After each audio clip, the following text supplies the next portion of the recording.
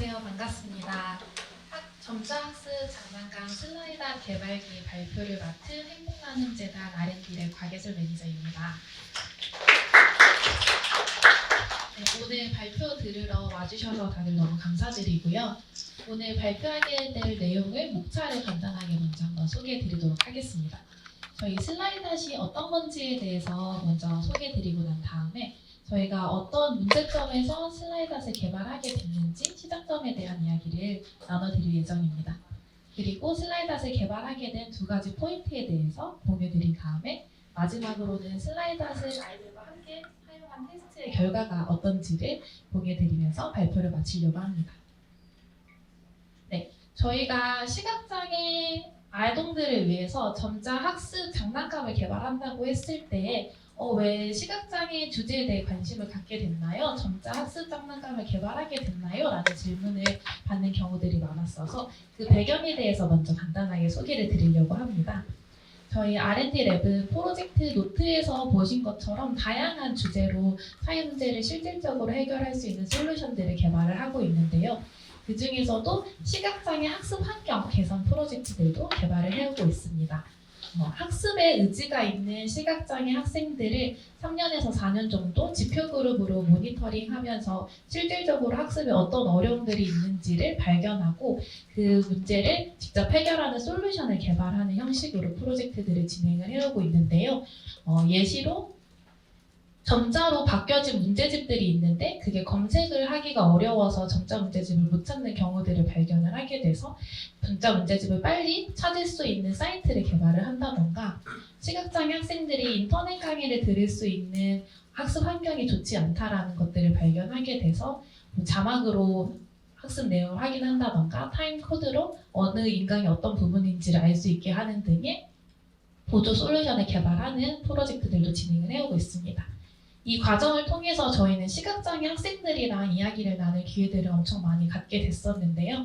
그때 점자 학습에 대한 이야기를 하다 보면 점자 배우는 과정이 너무 힘들고 어려웠다라는 이야기들을 많이 하더라고요. 특히 어렸을 때 울면서 점자를 배웠다, 점자를 읽게 되기까지가 너무 어려웠다라는 이야기를 들으면서 저희는 점자 학습을 점자를 읽는 게 왜 어려울지 그리고 구체적으로 그 문제를 어떻게 하면 저희가 해결할 수 있을지에 대해서 관심을 가지게 됐습니다.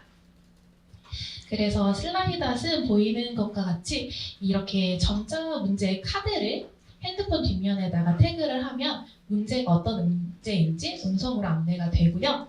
그 다음에 문제 카드를 패드 위에 올려놓고 아이들이 손가락으로 점자를 읽은 다음에 정답을 찾고 키보드로 정답을 입력을 하면 정답에 대한 음성 안내가 나오는 시스템으로 작동을 하는 게임기 형식입니다. 그러면 어떻게 작동하는지 간단하게 영상으로 먼저 한번 보도록 하겠습니다. 단어를 읽고 따라 써봐요. 단어 카드를 올려놓고 읽어봐요. 기역, 아, 기역, 우, 우아. 정답은 가구 4.1, 2, 6.4.1, 3, 4.9.3 초 걸렸어요. 네, 슬라이드샷은 저희 발표가 끝나고 난 뒤에 준비되어 있는 곳에서 한 번씩 테스트 해보실 수도 있으니까 궁금하신 분들은 그때 테스트 해보셔도 좋을 것 같고요. 구성에 대해서 간단하게 말씀드리면 위쪽에는 핸드폰이랑 문제 카드를 거치할 수 있는 곳이 준비가 되어 있고 하단에는 점자를 입력할 수 있는 1부터 6까지 숫자를 입력할 수 있는 숫자 키와 전원이나 모드 같은 조작을 할 수 있는 조작 키가 준비되어 있습니다. 그리고 제일 마지막에는 문제 카드를 올려놓을 수 있는 패드 위에 문제 카드를 올려놓고 점자를 퀴즈처럼 풀 수 있는 형식입니다. 저희가 이 슬라이드샷이라는 걸 개발하는 데에는 지금까지 한 2년 3개월 정도 걸렸는데요. 첫 번째 단계로 개발을 할 때에는 저희 재단도 이런 하드웨어를 만드는 과정이 처음이었어서 저희가 생각하는 기능들이 정말로 구현될 수 있을지 작동될 수 있을지를 초점을 맞춰서 개발해보는 단계였습니다. 그래서 저희가 만든 테스트 제품을 가지고 아이들과 함께 테스트를 해보면서 저희가 개발한 기능들이 아이들이 실제 사용했을 때도 안정적으로 작동을 하는지, 그리고 아이들이 점자를 학습하는 데 있어서 이게 꼭 필요한 기능인지를 중점적으로 확인을 해봤습니다. 그리고 첫 번째 테스트를 끝난 이후로는 처음에 개발했던 하드웨어들을 아이들이 좀 더 사용하기 편리한 형태로 최적화하는 개발을 진행을 했고, 동시에 하드웨어뿐만 아니라 소프트웨어로 이걸 개발을 해볼 수 있을까를 고민을 해보면서 두 가지를 동시에 병행해서 개발하게 되었습니다. 이렇게 병행해서 개발하게 된 가장 큰 이유는 저희가 원하는 구현하고자 하는 기능들은 확실하게 있는데 이걸 어떻게 하면 더 저렴하고 단순하게 개발할 수 있을까를 고민을 하면서 두 가지 방식으로 개발을 진행을 해보게 됐고요. 이때 개발에서 저희는 이제 앱으로 소프트웨어로 개발을 해야겠다라는 방향성을 정하게 돼서 이 소프트웨어로 개발한 것들을 아이들이 어떻게 하면 더 계속해서 즐겁게 사용하고 싶게 만들 수 있을까를 고민을 하면서 테스트를 진행을 했습니다. 그리고 이제 지금 앞에서 보이는 것처럼 상용화된 버전들을 개발을 해보고 있는데요. 아이들이 실제 사용하면서 더 편리성을 높일 수 있도록 외관 케이스를 다시 한번 개선하는 작업도 했고요. 그리고 이제 핵심적으로 한글 연습 모드까지 점자를 읽어볼 수 있는 연습의 기능들을 개발을 해보게 됐습니다. 그래서 25년 1월부터는 저희가 상용화로 개발한 제품을 가지고 아이들과 테스트를 진행하고 있는 중에 있습니다. 그러면 이제 슬라이드시 어떤 문제에서 구체적으로 시작했는지에 대해서 공유를 드려보려고 합니다. 사실 점자 읽기를 연습하는 데 있어서 중요한 포인트 중에 하나는 점자 읽기를 연습하는 시기입니다. 손끝으로 읽는 걸 연습해야 되다 보니까 이 손끝 감각이 발달되는 시기에 맞춰서 연습을 해주는 게 가장 효과적이고 중요한데요. 그래서 중도 실명인 경우 선천 실명이거나 어린 나이에 실명한 경우보다 평균적으로 점자 읽는 속도가 약 2.5배 정도 느리다고 합니다. 그래서 아래 보시는 인터뷰처럼 사실 점자를 손끝으로 읽는 연습을 한다는 거는 굉장히 섬세하고 예민한 감각이 필요한 단계이기 때문에 이 손끝 감각 발달이 잘 될 수 있는 시기인 아이들에게 점자를 처음 배우는 6세에서 9세 아동들을 슬라이드아트의 타겟으로 삼게 됐습니다. 점자를 읽는다라는 과정들을 좀 더 세분화해서 보면 총 5단계의 연습이 필요합니다. 첫 번째로는 손가락의 촉감을 느끼는 감각을 연습하는 게 가장 어린 단계에서 시작하게 되는 연습이고요. 그 다음에는 6개로 이루어진 점자 모양을 익히고 외우는 단계를 하게 됩니다. 그리고 세 번째 단계로 손끝으로 그 6개의 모양이 어떻게 다른지를 구별하는 연습을 하게 되고요. 그 다음에 점자 읽기라고 볼 수 있는 글자 읽는 단계로 4단계, 5단계를 연습을 하게 되는데 4단계는 기억이 무슨 점자 모양인지, 니은이 무슨 점자 모양인지 이렇게 자음과 모음을 읽게 되고요. 점자는 저희가 보이시는 5번 그림 같이 손흥민이라는 글자가 하나씩 풀어 써져 있는 글자예요. 그래서 이게 위에 나와 있는 글자인지 받침 글자인지 이런 것들을 잘 구별해서 조합해서 읽는 연습도 필요합니다. 그래서 마지막으로는 글자를 조합해서 읽는 연습까지 하게 되면 점자로 단어를 읽을 수 있게 된다라고 보시면 됩니다. 근데 사실 아이들이 촉감 느끼기나 점자 모양 익히기까지는 그렇게 따라하기 어려운 단계는 아니에요. 6개로 되어 있는 점자 모양에 대한 인지를 하는 것, 그리고 기억은 몇 점이고 니음은 몇 점인지 이런 것들은 점자 송 같은 노래를 부르면서도 쉽게 외우는 편입니다. 그래서 점자를 읽기 어렵다라는 과정은 사실 3번과 4번, 5번일 텐데요. 사실 처음 가장 크게 직면하게 되는 사는 점자 모양 구별하기입니다.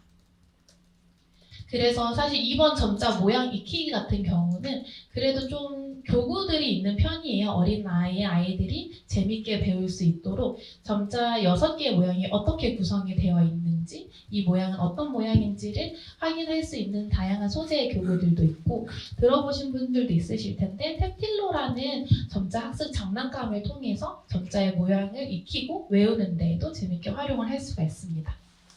하지만 말씀드린 이 점자 모양 구별하기 단계에는 실제 크기의 아주 작은 점자를 손끝으로 구별해내야 되기 때문에 무수히 많은 반복 연습이 필요하게 되는데요.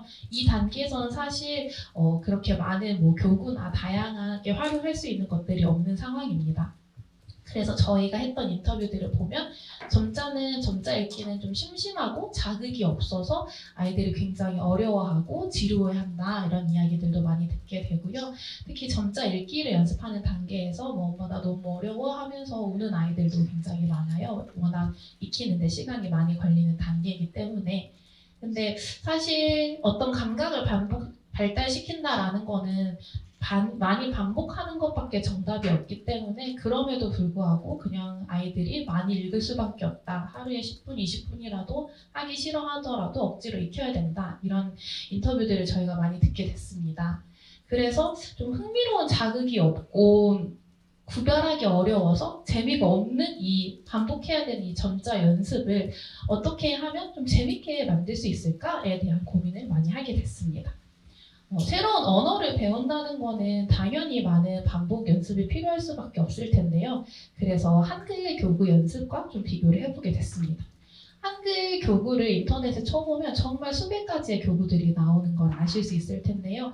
사실 시청각 자극도 다양하고 어떤 버튼을 누르면 반응이 나와서 놀이 형태로 할 수 있는 방법들도 많고, 그래서 아이들이 한글 연습하는 거를 좀 게임처럼 즐기면서 할 수 있는 방법들이 시중에 많이 나와 있습니다.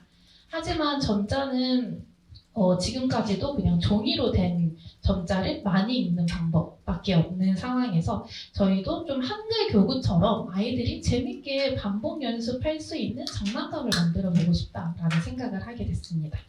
그래서 이걸 그러면 어떻게 만들 수 있을까라고 생각을 했을 때 첫 번째 개발 포인트는 저렴하고 단순한 점자 연습 장난감을 만들자였고요. 두 번째 개발 포인트는 계속 연습하고 싶게 만드는 소프트웨어를 만들어서 아이들의 반복 연습을 유도하자였습니다. 그러면 하나씩 개발 포인트에 대해서 소개를 해드리도록 하겠습니다. 첫 번째로 저렴하고 단순한 점자 연습 장난감 만들기는 점자를 읽는 연습을 한다라고 했을 때 아시는 분들은 한손해라는 기기를 좀 가장 먼저 떠올릴 수도 있을 것 같아요. 한손해는 시각장애인용 컴퓨터라고 생각을 하시면 돼요. 그래서 굉장히 많은 작업들을 할 수 있는 고성능 기기고 수리비도 굉장히 비싸고 고장도 좀 잘 날 수 있는 기기입니다.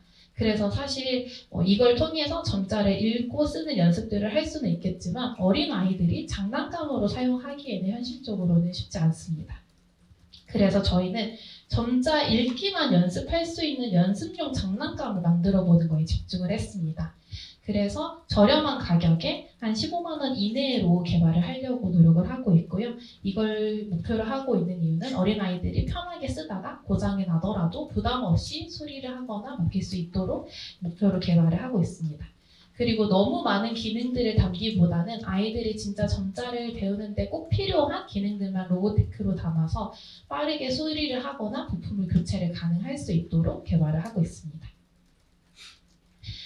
이렇게 좀 저렴하고 단순한 장난감을 만들기 위해서는 뭔가 새롭게 기능을 개발을 하거나 비싼 걸로 뭔가를 만들어야 되는 게 아닌 새로운 관점을 좀 적용을 해야 될 필요가 있겠다라는 생각을 하게 됐습니다. 장난감을 만들기 위해서는 이 화면에 보이는 세 가지가 필요한데 이 세 가지를 저희가 어떻게 반영을 해서 개발을 하게 됐는지 하나씩 말씀드려보도록 하겠습니다. 우선은 이제 점자를 연습을 해야 되는 거다 보니까 점자를 출력할 수 있는 디스플레이가 필요할 수도 있겠다라고 생각을 했어요. 사실 점자로 읽는 무언가를 만든다라고 하면 이 아까 보여드렸던 한손해라는 기기의 하단에 있는 점자가 자동으로 즉각적으로 올라오는 셀을 점자 출력 디스플레이라고 하는데요. 이거를 당연히 탑재를 해야겠다라고 생각하면서 점자 읽기 연습 기기를 만들게 되는 케이스들이 많습니다. 이런 점자 셀을 사용하게 되면 장점은 굉장히 명확한데요. 계속해서 새로운 점자가 올라올 수 있기 때문에 아이들이 지루하지 않게 즉각적으로 다양한 문제를 낼 수 있다는 장점이 있습니다. 하지만 문제는 이 셀 하나의 수리비가 한 10만 원 정도 되거든요. 그래서 굉장히 높은 수리비랑 유지비가 필요해서 어린아이들이 장난감으로 사용하기에는 현실적으로 쉽지가 않았습니다. 그래서 저희가 생각해봤을 때 어차피 정답이 정해져 있는 문제를 푼다라고 하는 거는 즉각적으로 새로운 전자가 나와야 될 필요는 없지 않을까라고 생각을 했고, 사실 핵심은 아이들이 문제가 반복해서 지루하지 않게만 만드는 게 핵심이라고 생각했기 때문에 그러면 여러 장의 카드를 다양하게 제공하면 되지 않을까라는 생각을 하게 됐습니다. 그래서 저희가 선택한 방법은 전자인쇄 카드와 RFID 스티커로 구현을 한 건데요. 이따가 같이 다시 전자 스티커랑 이거를 가까이서 보실 수도 있으실 텐데요. 앞면에는 전자를 스티커로 인쇄를 해서 붙였고요. 뒷면에는 핸드폰에 대면 문제가 출력될 수 있는 RFID 스티커를 붙였습니다. 그래서 개당 한 1,500원 내외로 문제 카드를 제작을 하게 됐고, 아이들이 지루해하지 않게 반복해서 훈련할 수 있도록 약 2,000여 개의 문제 카드를 개발했습니다. 두 번째로는 전자연습 장난감을 만들기 위해서는 전용 기판과 부품이 필요합니다. 특히 장난감을 만들기 위해서는 이 4가지 요소들이 필요한데요. 첫 번째는 게임이 작동될 수 있도록 컴퓨터 역할을 하는 CPU가 필요하고요. 두 번째는 재미난 소리들, 리액션들이 출력될 수 있도록 스피커가 필요합니다. 그리고 이 뒷면에 있는 RFID 스티커가 출력될 수 있는 리더기, 읽힐 수 있는 리더기가 필요하고요. 마지막으로 지금 어떤 게 작동되고 있는지 상황을 보여줄 수 있는 액정 디스플레이가 필요했습니다.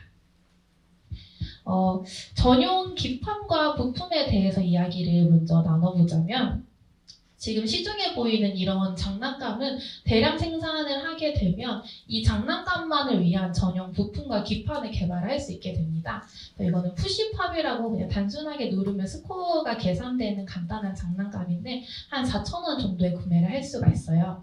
네, 이런 장난감을 만들려면 필요한 수량이 최소 1년에 한 1만 대 정도는 주문 제작을 해야 이걸 위한 전용 부품을 만들 수가 있는데, 사실 슬라이닷은 연간 필요한 개수는 한 20대에서 30대 정도입니다. 정말 많이 필요해도 연간 100대를 넘지는 않을 거라고 예상을 하고 있어서 지금 이 단계에서 이 수량으로 이런 전용 기판과 부품을 만드는 건 현실적으로 어려웠습니다. 그래서 저희가 선택한 방법은 아두이노라는 미니 CPU를 활용을 해서 테스트로 이게 정말 구현될 수 있는지를 즉각적으로 한번 만들어 보게 됐습니다. 이걸 통해서 저희가 원하는 기능들이 구현될 수 있다는 거는 테스트로 검증을 했는데요. 사실 이거를 실생활에 실사용하기에는 좀 품질이 애매하거나 고장이 좀 잦은 이슈가 있었습니다. 그래서 저희가 최종적으로 선택한 것은 바로 중고 핸드폰입니다. 중고 핸드폰은 저렴한 거는 한 5만 원 정도면 구매를 할 수가 있는데요. 중고 핸드폰은 이미 대량 생산으로 만들어진 기계여서 훨씬 더 높은 기능과 그리고 저렴한 가격, 그리고 안정적인 작동을 하는 거를 확인을 할 수 있게 됐습니다. 그래서 저희가 필요한 CPU나 스피커나 저장 공간, RFID 리더기, 액정 디스플레이를 모두 중고 핸드폰으로 사용을 할 수 있게 돼서 중고 핸드폰을 선택을 하게 됐고요. 이걸 선택을 하게 됨으로써 문제 카드를 같이 읽어주고 정답을 판독할 수 있는 소프트웨어 앱을 개발하는 걸로 선택을 하게 됐습니다. 그리고 키보드나 이런 더 필요한 부품들은 USB를 통해서 확장을 하면서 사용하게 됐습니다. 마지막으로는 케이스와 키보드가 이제 장난감을 만드는 데 있어서 필요한 마지막 단계일 텐데요. 이거는 영어 전자를 연습할 수 있는 장난감입니다. 기능은 굉장히 간단한데 가격은 $99로 싸지는 않는데요. 사실 저희도 이렇게 예쁘고 귀여운 장난감을 만드는 거를 상상을 하고 만들고 싶었는데, 사실 이런 장난감을 만들기 위해서는 금형이라는 걸 제작을 해야 합니다. 금형이라는 플라스틱 케이스 틀을 제작을 하기 위해서는 최소한 2천만 원에서 3천만 원 정도의 단가가 필요해요. 그래서 저희가 앞서 말씀드렸던 수량으로 이런 금형을 제작하기에는 아직은 필요한 단계가 아니다라고 생각을 해서 금형으로 제작하는 것을 선택하지 않게 됐습니다. 그래서 저희가 첫 번째로 선택한 거는 기성 아크릴 박스를 가공을 하는 걸 선택을 했습니다. 한 5만 원 정도가 제작 단가에 들었고요. 조립 전문성이 있는 분이 내부 설계를 해주시면서 5만 원의 케이스를 만들어서 파일럿 테스트용으로 작동을 해보게 됐습니다. 이걸 했을 때 장점은 엄청 저렴했습니다. 5만 원에 저희가 케이스를 만들 수 있었고 아이들이 이걸 어떻게 작용을 하고 작동을 하는지를 빠르게 확인을 할 수 있는 장점이 있었는데요. 단점은 수정이 어렵다라는 큰 단점이 있었습니다. 아이들이랑 직접 사용을 해봤을 때 이게 네모난 박스다 보니까 손목의 높이가 너무 높아서 아이들이 불편해하기도 했었고 키보드의 키나 높이가 어린아이들의 손으로 사용하기에는 너무 높거나 좁은 문제들이 있었습니다. 그래서 이런 피드백을 반영을 해서 두 번째로 제작하게 됐을 때에는 아크릴로 도면을 그려서 제작을 하게 됐는데요. 아크릴 소재를 선정한 이유는 이것 역시 가장 저렴하기 때문에 저렴한 방법이었어서 아크릴을 선정을 하게 됐습니다. 그래서 손목 높이도 낮추고 키보드 버튼 크기도 높이고 하는 등의 피드백들을 반영을 해서 저희가 2차 테스트를 진행을 하게 됐는데 여기에서도 역시 단점은 수정이 어렵다라는 단점이 있었습니다. 한번 수정을 하려면 설계도를 그리고 모식도를 그린 다음에 도면 작업을 해서 아크릴을 재단하고 조립하게 되는 과정들이 저희는 테스트를 통해서 아이들이 겪은 피드백이나 편해하는 점, 불편한 점을 빨리빨리 개선을 하려고 하는데 저희가 추구하는 취지랑은 맞는 개발 방식은 아니었습니다. 그래서 저희가 최종적으로 선택한 방법은 레고 모양의 브릭이랑 알리 키보드를 사용을 하는 거를 선택을 하게 됐습니다. 저희가 테스트용으로 브릭을 사용을 했을 때 필요한 브릭 단가는 한 5만 원 정도였고요. 이제 저희가 해외 플랫폼을 통해서 그런 부품이나 이런 것들을 저렴하게 살 수 있게 되다 보니까 알리라는 플랫폼을 통해서 키보드도 굉장히 저렴한 가격에 빠르게 구매를 할 수 있게 됐습니다. 이거의 가장 큰 장점은 누구나 조립하고 수정할 수 있다라는 장점이었습니다. 그래서 저희가 아이들이 어떤 레이아웃을 가장 편해하는지 어떤 기능들을 좋아하는지를 빠르게 테스트할 수 있게 되고 아이들도 이게 핸드폰과 브릭으로 구성이 되다 보니까 더 장난감처럼 느끼고 더 흥미롭게 사용하는 것을 확인하게 됐습니다. 그래서 이 브릭으로 계속 다양한 시도들을 해보고 있는데요. 아이들의 사용성과 흥미를 높이기 위해서 숫자 키보드랑 작동 키보드의 위치를 변형을 하기도 하고요. 키즈 모드가 진입되는 버튼에는 좀 더 기분 좋게 들어갈 수 있도록 포인트 키캡을 달아보기도 하고 아이들의 손가락의 크기에 맞춰서 더 편해하는 사이즈의 키캡을 다양한 사이즈로 제공을 해보기도 했습니다. 그리고 그 다음에는 이제 아이들이 더 사용성을 높이기 위해서 뚜껑이나 손잡이를 잡는 형식으로 외관도 개선을 하게 됐고요. 그리고 점자 위치가 어디 있는지를 더 정확하게 확인할 수 있게 점자 위치를 빨간색 버튼으로 표시해주는 작업들도 해보게 됐습니다. 이 모든 것들은 브릭으로 저희가 소재를 정하게 된 이후로 원하는 방식대로 자유롭게 모양들을 구성하고 시도해볼 수 있어서 만들어질 수 있었던 테스트들이었습니다. 그래서 저희가 랩업을 해보자면 첫 번째 개발 포인트로 저렴하고 단순한 장난감을 만들기 위해서 기존에 뭔가 비싼 기술을 개발을 한다던가 오래 걸리는 기술을 개발을 하는 게 아니라 지금 당장 저희가 사용할 수 있는 기술들을 개발을 하는 거에 초점을 맞췄습니다. 그래서 비싼 점자 출력 디스플레이를 개발을 하기 위해서 시간을 보내는 게 아니라 문제 카드를 단순화해서 점자를 그냥 인쇄해서 붙이고 RFID 스티커를 붙이는 방식으로 구현을 하고 저희 슬라이더만을 위한 전용 기판이나 부품을 만드는 게 아니라 이미 같이 쓸 수 있는 부품들이 잘 구성이 되어 있는 중고 핸드폰을 활용을 하고 슬라이더만을 위한 케이스나 키보드를 금형으로 제작하는 게 아니라 브릭이나 사용할 수 있는 부품들을 확장을 시키면서 다양하게 아이들의 사용성을 확인을 해보면서 새로운 시도들을 해보고 있습니다. 두 번째 개발 포인트는 계속 연습하고 쉽게 만드는 소프트웨어를 개발하는 것이었습니다. 우선 영상에서 보신 것처럼 슬라이닷은 아이들이 좋아하는 포인트 중에 기본 기능 하나가 계속 모든 정보들이 청각 소리로 자극이 돼서 아이들이 좋아하는 또래의 목소리로 청각 소리가 계속 나온다는 점이고, 두 번째는 어떤 키를 눌렀을 때 그거에 대해서 즉각적으로 반응이 계속 나온다는 점입니다. 아이들이 이렇게 내가 눌렀을 때 소리로 촘촘하게 정보가 나오니까 이게 어떻게 진행이 되고 있는지에 대한 이해도가 쉽고, 그거에 대해서 정답 리액션을 받았을 때 굉장히 재밌어 하면서 사용하는 것들을 확인할 수 있게 됐습니다. 그래서 근데 이게 하루 재밌다고 매일 쓰고 싶어 하는 거는 또 다른 영역이다 보니까 어떻게 하면 좀 계속해서 쓰고 싶은 소프트웨어를 개발을 할 수 있을까에 대한 고민들을 이어나갔습니다. 그래서 잡았던 사용 목표는 하루에 문제카드 최소 10장 풀기를 처음 목표로 잡게 됐습니다. 이 목표를 잡게 된 이유는 10장을 풀면 아이들마다 편차는 있겠지만 한 10분에서 20분 정도 문제 카드를 푸는 데 시간을 쓰게 되는데요. 이 손끝 감각을 발달시키기 위해서는 매일 짧은 시간이라도 꾸준히 계속 쓰는 게 중요하기 때문에 10분에서 20분 정도 짧은 시간 매일 쓰는 거를 목표로 잡고 제가 이제 많은 아이들과 어머니들을 만나면서 테스트를 진행을 하게 됐습니다. 직접 찾아가서 사용하는 거를 모니터링을 보기도 하고요. 어머니들한테 어떻게 사용하고 있는지 사용기를 여쭤보기도 하고, 그날 사용한 거에 대한 모니터링 영상이라던가 슬라이닷을 사용했던 진도표나 체크표 같은 거를 받아보면서 어떻게 잘 사용하고 계시는지, 그리고 어떻게 하면 더 잘 사용하게 만들 수 있을지에 대한 고민들을 많이 이어나갔습니다.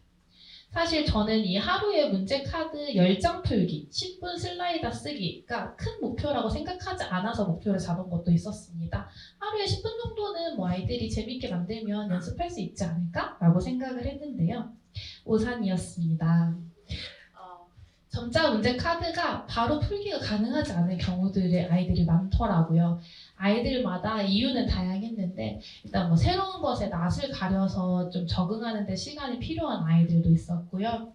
아니면 이 키보드라는 거를 처음 써보다 보니까 숫자에 맞춰서 키보드를 누르는 거를 어려워하는 경우들도 있었고, 사실 아이들이 이 작고 미세한 점자를 만지는다는 게 굉장히 답답하고 어려운 일이기 때문에 그거 자체에 대한 거부감이 있는 아이들도 많아요. 그래서 점자 자체를 만지고 싶지 않아 하는 아이들도 있었습니다.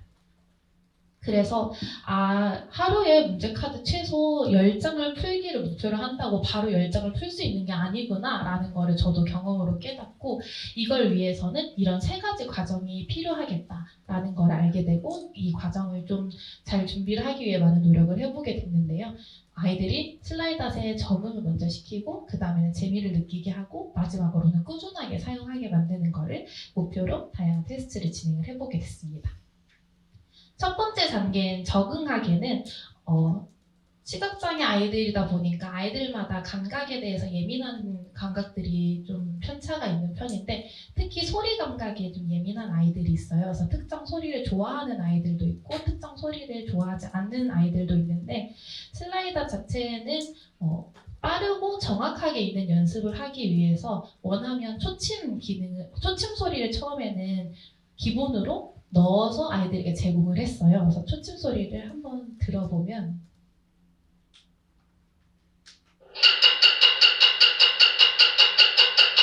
뭔가 시한폭탄 터질 것 같고 심장이 막 초조해지는 느낌이 드셨을 수도 있을 텐데요. 이 소리를 굉장히 좋아해서 막 열심히 풀고 싶어하는 아이들이 있고, 이 소리를 굉장히 또 무서워하는 아이들이 있었어요. 그래서 이 소리를 온앤오프로 좀 끄고 킬 수 있게 아이들의 특성에 맞게 쓸 수 있도록 하는 옵션을 다시 좀 저희도 개발을 하게 됐고요.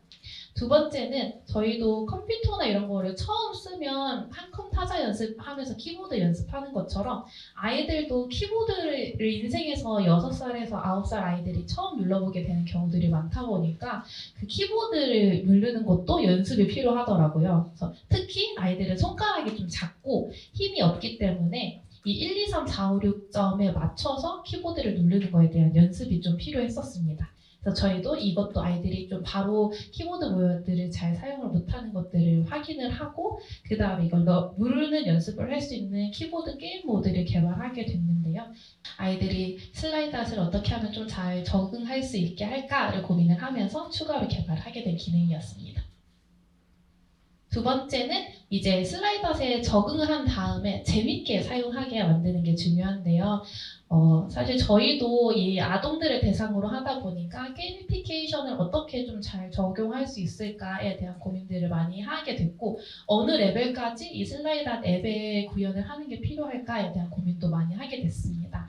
근데 저희가 지금 손끝 감각이 발달하는 시기 아동들을 대상으로 하다 보니까 저희 참가하는 아동들이 전맹부터 저시력까지 좀 레인지가 넓은 편이고요. 그래서 이 게임이나 즐거움에 대한 경험의 편차들도 좀 폭이 넓은 편이에요.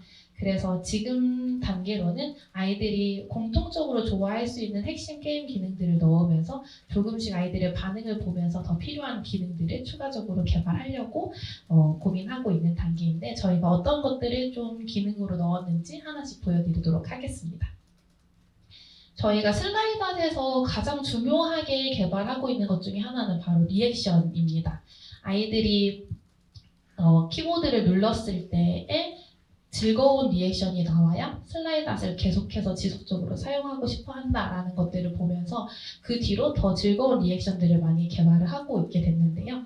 첫 번째로는 문제 카드를 정확하게 읽는 연습을 하기 위해서는 빠르게 읽는 연습을 하는 것 또한 중요해요. 이게 정확하게 읽는다고 천천히 문지르면서 읽게 되는 경우 오히려 점자의 정확도가 떨어지는 일이 발생하기 때문에 스치듯이 빠르게 읽는 연습을 하는 게 필요한데, 아이들을 앉혀놓고 스치듯이 빠르게 읽어야 돼 라고 하면 그렇게 읽고 싶은 아이들이 없을 테니까, 그럼 이걸 어떻게 게임으로 유도를 할 수 있을까를 고민을 하면서 개발한 기능이 신기록 안내입니다.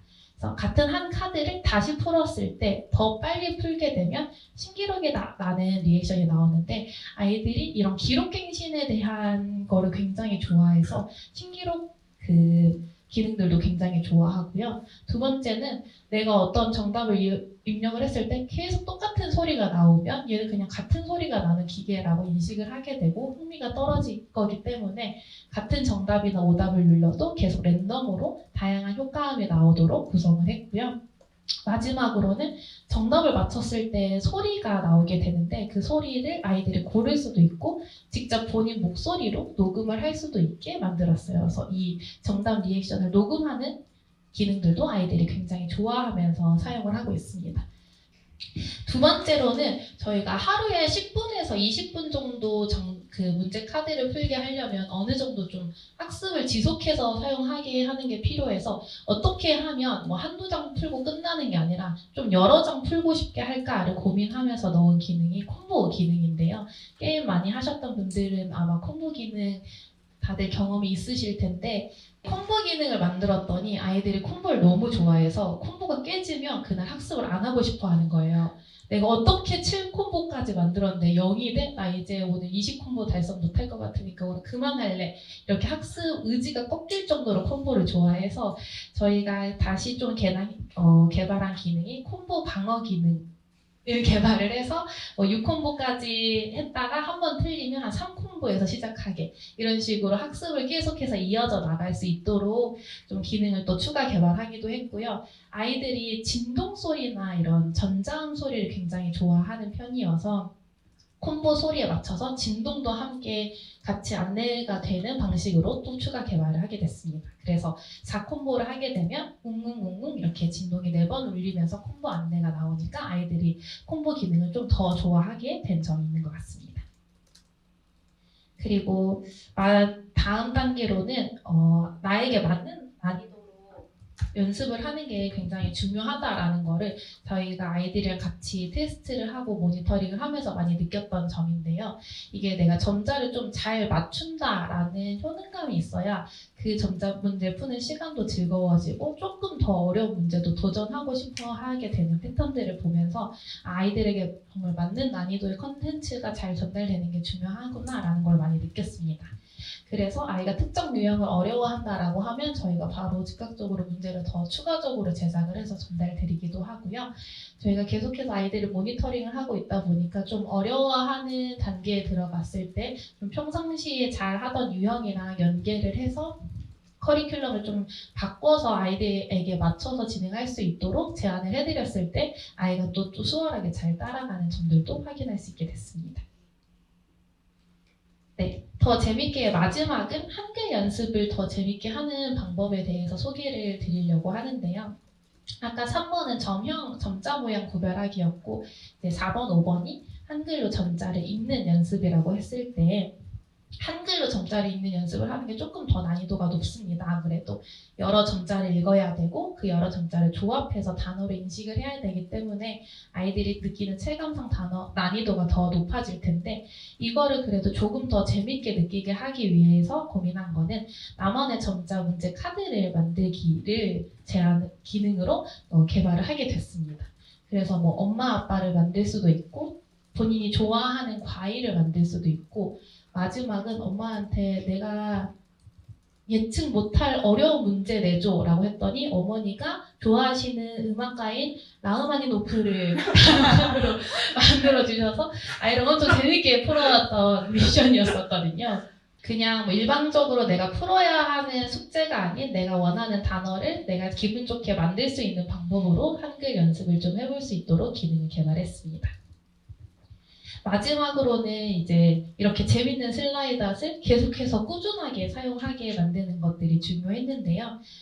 이때 사용했던 것들은 좀 리워드나 미션을 좀 많이 사용을 하려고 했습니다. 첫 번째 테스트에서 사용했던 방법은 아이들이 좋아하는 장난감이나 레고 브릭 같은 것들을 리워드로 주는 방식으로 사용을 해봤었는데 목표는 아이들의 개별 학습 현황에 맞춰서 좀 다들 차이점이 있었지만 그 목표를 달성을 했을 때에 이런 장난감이나 리워드 같은 것들을 아이들이 보상으로 받을 수 있게 준비를 해서 제공을 했었습니다. 그래서 첫 번째 보이는 사진은 이 레고 브릭을 가지고 슬라이드 꾸미기를 한 슬구 모습이고요. 두 번째 그 메신저 스크린샷은 이 리워드를 너무 좋아해서 오늘 나 슬라이드 못하면 리워드 못 받으니까 안 된다고 울면서 슬라이드를 꼭 해야 된다고 해서 슬라이드를 하고 리워드를 받았던 거에 대한 메시지였습니다. 그리고 나서 저희가 좀 더 미션을 어떻게 하면 슬라이드를 더 잘 사용하는 데 도움이 될 수 있을까를 고민을 하면서 데일리 미션으로 조금 더 미션을 개편을 해보게 됐어요. 그래서 매일매일 한 오전 9시 정도쯤에 9시 10분 정도쯤에 제가 데일리 미션을 참여하는 테스트 아동들 보호자님들한테 메신저로 전달을 드리는데 기본적으로는 약간 튜토리얼 개념으로 슬라이드를 사용할 수 있는 기능과 관련된 미션을 초반에는 전달을 하게 됩니다. 그래서 뭐 오늘 푼 문제 카드 중에 가장 마음에 드는 문제 카드를 다시 한번 풀고 영상을 제출해보세요. 오늘 신기록을 달성할 수 있나 한번 도전해봐요. 오늘 콤보는 몇 콤보까지 달성할 수 있나 도전해봐요. 이런 기본적인 기능들을 같이 활용해볼 수 있는 미션들이 주기적으로 나가게 되고요. 아이들이 이렇게 사용한 영상들이랑 어땠는지 짧은 코멘트를 미션에 대한 응답으로 전달해 주시게 됩니다. 그리고 그 뒤로는 이게 점자를 연습을 하는 거는 저희 계속 말씀드린 것처럼 많은 반복이 필요하다 보니까 슬라이드과 함께하는 점자 연습 노출 빈도를 높이는 거를 계속해서 목표로 열심히 테스트를 해보고 있습니다. 그래서 슬라이드과 하루에 2번 이상 함께 놀아봐요. 이런 식으로 미션을 드리기도 하고요. 이게 슬라이드시 레고 브릭으로 되어 있다 보니까 다양하게 활용할 수 있는 방법들을 좀 적극적으로 활용을 해보려고 하고 있습니다. 미션 중에 저 위에 있는 하얀색 점자는 내 이름을 슬라이드 케이스에 점자로 적어봐요 라는 미션을 주기도 하고요. 이 아래에 빨간색이랑 노란색은 스티커처럼 내가 오늘 미션을 하면 슬라이드 케이스에 브릭을 모으게 되고 브릭을 50개를 모으면 원하는 장난감을 저희가 전달해주는 방식으로 최대한 이 브릭이라는 소재를 아이들이 재밌어하고 잘 활용할 수 있도록 미션과 결합해서 테스트를 해보고 있습니다. 그리고 그 슬라이드의 노출 빈도를 높이는 취지에서 또 계속 다양한 시도들을 하고 있어서 슬라이드를 새로운 장소에서 사용해봐요 라고 미션을 줬을 때 할머니 집에서 사용을 하고 너무 칭찬받고 어깨가 막 쓱 올라갔다 이런 그 후기들도 받을 수 있었는데요. 아이들이 내가 점자를 잘하는 걸 누군가에게 보여줄 수 있을 때 슬라이드를 내가 누군가에게 가르쳐줄 수 있을 때 또 되게 자부심과 흥미를 많이 느끼는 편이어서 좀 이런 리액션들을 보고 저희가 이번 주에는 가족과 함께하는 슬라이드 미션 주 이런 식으로 테마를 또 구성을 해서 계속해서 미션을 좀 더 고도화하고 개편하는 과정에도 아이들의 피드백을 받아서 적용을 시키고 있습니다. 그래서 저희가 한번 서머리로 정리를 다시 해보자면 계속 연습하고 싶게 만드는 소프트웨어를 개발하기 위해서 슬라이드에 적응하게 만드는 단계가 필요했고요. 그리고 더 재밌게 만드는 단계, 그리고 마지막으로는 꾸준하게 사용하게 만드는 단계들이 필요했습니다. 적응하게 단계에서는 좀 소리에 대한 두려움 같은 것들을 초침 옵션을 또 추가로 개발을 해서 아이들이 잘 적응할 수 있도록 개선을 했고, 또 처음 눌러보는 키보드 게임 모드 같은 기능들을 더 추가로 개발을 해서 적응에 도움을 될 수 있도록 했습니다. 더 재밌게 관련돼서는 최대한 많은 게이미피케이션 요소들을 적용을 하려고 시도를 해봤고요. 그래서 가장 중요한 리액션은 뭐 랜덤 효과음이라던가 리액션을 원하는 걸 녹음을 할 수 있다던가 신기록이나 이런 것들을 리액션으로 안내를 드릴 수 있도록 했고, 더 많은 전자 문제 카드를 풀 수 있도록 콤보 기능도 진동을 추가한다던가 방어 기능을 넣는다던가 하는 식으로 계속해서 최적화하고 있습니다. 그리고 세 번째로는 아이들에게 맞는 난이도로 컨텐츠를 제공하기 위해서 좀 아이들이 어려워하는 유형이 있으면 문제를 추가로 제공을 한다던가 커리큘럼의 순서를 조정하는 등의 노력들도 같이 함께 이어져 나가고 있고요. 그리고 조금 더 난이도가 높은 한글 연습을 더 재밌게 하기 위해서 나만의 단어 카드를 만들게 하는 방식으로도 같이 활용을 해보고 있습니다. 마지막으로 슬라이드를 꾸준하게 사용하게 만들기 위해서 장난감이나 레고 같은 리워드들도 제공을 하고 있고, 최근에는 이제 데일리 미션을 적용을 해서 아이들이 슬라이드를 좀 더 체계적으로 프로세스에 맞춰서 사용할 수 있도록 개선을 하고 있습니다. 그리고 이 과정들을 저희가 좀 더 데이터를 충분히 받을 수 있도록 통계 기능도 계속 개발하고 있는 과정이 있어서 아이들의 사용성이나 이런 것들을 모니터링을 더 강화하면서 진행을 하고 있습니다. 저희 오늘 발표했던 것들에 대해서 이제 마지막으로 슬라이드를 사용을 아이들이랑 함께 했을 때 어떤 테스트의 결과들이 있었는지를 공유 드리려고 하는데요. 이제 아이들이랑 점자 모양 구별하기부터 점자로 한글을 조합해서 읽는 것까지 다양한 아이들과 테스트를 진행을 해봤었습니다. 첫 번째로 이제 점자 모양 구별하기와 관련된 테스트 결과를 공유 드리려고 합니다. 점자 모양 구별하기를 테스트를 진행을 했을 때에 저희가 이야기 드릴 수 있는 부분은 연습일이 0%에서 60%로 증가했다라고 말씀드릴 수 있는데요. 이게 0%라고 말씀드릴 수 있는 이유는 그 전에는 점자 모양 구별하기만을 위한 컨텐츠가 사실은 거의 없었다라고 보시면 됩니다. 그냥 종이로 몇 장 출력되어 있는 정도의 분량이었기 때문에 거의 0의 수준이었는데 저희 슬라이드과 사용을 하면서 50%에서 60% 정도의 사용일 비율을 보였다라고 말씀을 드릴 수 있고요. 이렇게 슬라이드 사용률이 50% 이상이 됐을 때 점자 모양 구별하기가 가능해졌다라는 것들을 확인을 할 수 있게 됐습니다. 그래서 이 첨가했던 아동들 중에서 이제 점자 글자 읽기를 연습하는 단계로 넘어간 아동들이 있는데요. 그 중에서 한 보호자님과의 메신저를 한번 공유를 드리면 이 점자 글자를 한글을 읽기 연습하는 단계가 처음부터 점자를 너무 잘해서 바로 읽게 된 경우는 거의 없거든요. 처음에는 너무 점자 읽기 싫어해서 막 눈물이 방울방울하고 막 거부감이 올까봐 너무 걱정이에요 라는 단계로 모든 아이들이 시작을 합니다. 점자 읽는 것 자체가 너무 어려운 일이니까. 근데 이제 저희도 어떻게 하면 아이가 재밌게 잘 사용할 수 있을까를 기능을 고민을 하면서 계속해서 활용을 하고 보호자님도 저희랑 같이 기능을 적극적으로 사용을 해주셔서 그 뒤로 점점 저희가 재밌는 리액션이나 이런 것들이 계속 나오니까 아이가 공부한다는 생각이 안 들고 즐겁게 해서 좋은 것 같아요 라는 리액션도 주시고, 그 뒤로는 이제 점점 슬라이드를 몰입해서 쓰면서 그날 하루 목표가 이제 10장 푸는 거였는데 이제 10장이 됐으니까 보호자님은 이제 10장 됐으니까 그만해도 될 것 같아 라고 이야기를 했는데도 나 오늘 20장 해야겠다 라고 하면서 그만하자고 했는데도 스스로 한 번 더 하겠다 라고 하면서 몰입해서 슬라이드를 사용하는 경험담도 나눠주시기도 했고요. 그래서 이제는 이제 자음과 모음을 조합해서 글자를 읽는 단계로 넘어가게 됐습니다. 그리고 바로 아직 글자를 조합해서 읽는 단계로 넘어가지 않았더라도 슬라이드를 통해서 점자 모양을 구별하는 게 다들 꾸준히 늘고 있는 케이스들도 있습니다. 그래서 처음에는 이 전자 읽기에 대한 거부감이 많이 높은 단계였었는데, 그래서 전자는 읽고 싶지 않아 하고 슬라이드에서 키보드만 누르고 싶어 한다, 이런 단계로 시작했다가 이제 어머니도 계속 꾸준히 슬라이드를 아이랑 함께 사용해 주시고, 아이도 슬라이드에 대한 거부감도 줄어들고 이 기기에 대한 흥미가 같이 올라가면서 이제 꾸준히 하다 보니까 전자 위에 손가락도 자연스럽게 올리게 됐다라는 피드백을 받게 됐고, 이제 마지막에는 이제 전자에 대한 거부감이 많이 좋아져서 방학 숙제도 이제 거부감 없이 하고 있고 전자 읽기를 잘 하고 있다라는 피드백까지 받게 됐습니다. 그래서 이제 아이들과 함께 3단계 전자 모양 구별하기 단계를 하고 난 다음에 아이들도 4단계, 5단계 한글 읽기 연습을 하는 단계로 올라가게 되면서 저희 슬라이드도 4단계, 5단계 기능을 개발을 하게 됐습니다.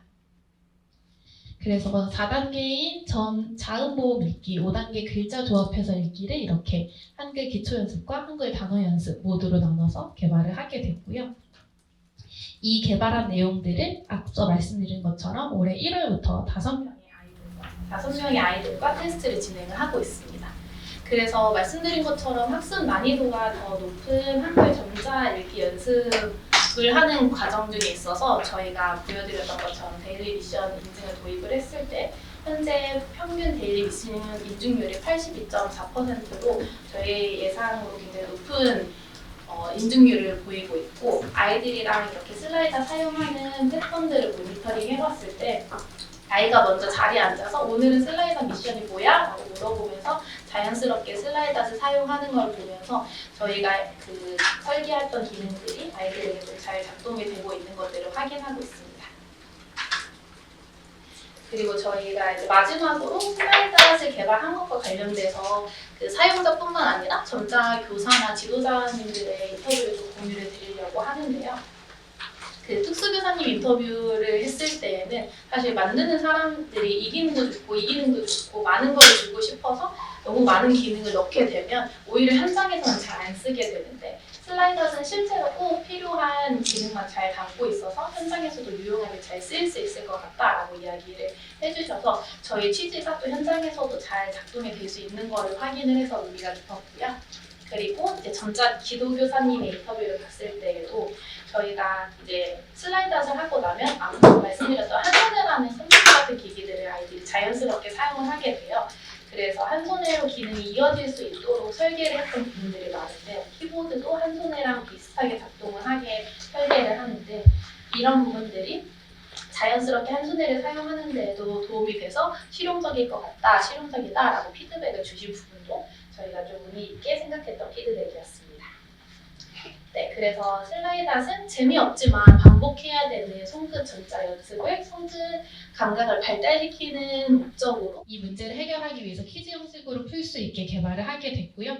저희가 개발했던 첫 번째 포인트는 저렴하고 단순한 전자 연습 장난감을 만들기 위해서 문제 카드도 단순화하고 중고 핸드폰도 사용하고 브릭이나 그런 다양한 단축키 키보드를 사용을 하면서 새로운 관점으로 개발하는 방식을 바꿔보려고 했습니다. 그리고 두 번째 개발 포인트는 계속 연습하고 싶은 소프트웨어를 만들기 위해서 아이들이 더 잘 적응할 수 있게 만들고, 그리고 더 재밌게 느낄 수 있게 만들고, 더 꾸준하게 사용할 수 있게 만드는 과정을 통해서 지속적으로 소프트웨어도 더 고도화하고 최적화하고 업그레이드하는 과정이었습니다. 이상으로 슬라이더 어떻게 진행했는지에 대한 발표를 집중해서 들어주셔서 너무 감사드리고, 질문 있으시면 현장에서 질문해 주시면 감사드리겠습니다.